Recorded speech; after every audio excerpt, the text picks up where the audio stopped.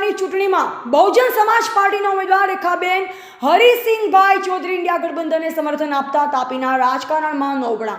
આજરોજ કોંગ્રેસના ઓબ્ઝર્વર વિજય આમોરે અને પૂર્વ ધારાસભ્ય પૂનાભાઈ અને કોંગ્રેસ ઉમેદવાર સિદ્ધાર્થ ચૌધરીની હાજરીમાં કોંગ્રેસનો ખેસ ધારણ કર્યો અને પ્રેસ કોન્ફરન્સ યોજીને બારડોલી લોકસભા બેઠક ચૂંટણીના ઉમેદવાર સિદ્ધાર્થભાઈ અમરસિંહભાઈ ચૌધરીને રેખાબેન હરિસિંહભાઈ ચૌધરીએ સમર્થન જાહેર કરતા તાપીનું રાજકારણ ગરમાયું.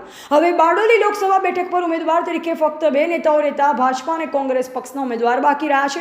તેઓ હવે સામસામે ચૂંટણી લડશે. હવે કોંગ્રેસ અને ઇન્ડિયા ગઠબંધનમાં નવી તાકાત ઉમેરાતા પ્રચંડ બહુમતીથી જીતવાની આશા વ્યક્ત કરી હતી. બ્યુરો રિપોર્ટ ગ્રામીણ ટુડે ન્યૂઝ તાપી.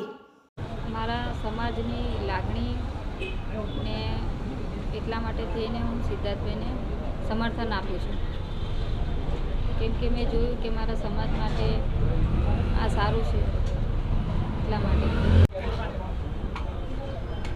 બારડોલી લોકસભાના ઉમેદવાર તરીકે રેખાબેન હરસિંહભાઈ ચૌધરીએ કોંગ્રેસ પક્ષના અને ગઠબંધનના ઉમેદવાર તરીકે મને એમનું સમર્થન જાહેર કર્યું છે. આટલા સમય દરમિયાન વિસ્તારમાં ફરતા એમને એવું પ્રતીત થયું કે સમાજની લાગણીને ધ્યાનમાં રાખીને એમણે આ નિર્ણય લીધો છે અને અમને સમર્થન જાહેર કર્યું છે. એટલે હવે અમે બંને સાથે થઈને આ ચૂંટણીની લડાઈમાં એકબીજાના સાથ સહકારથી આગળ વધીશું. સામાજિક રીતે હું ચોક્કસપણે એવું માનું છું કે બધા જ લોકો સમાજના પ્રશ્નો માટે સમાજની સાથે રહેતા હોય. એક આદિવાસી સમાજ તરીકે અને ચૌધરી સમાજ તરીકે પણ એમણે મને સમર્થન જાહેર કર્યું છે.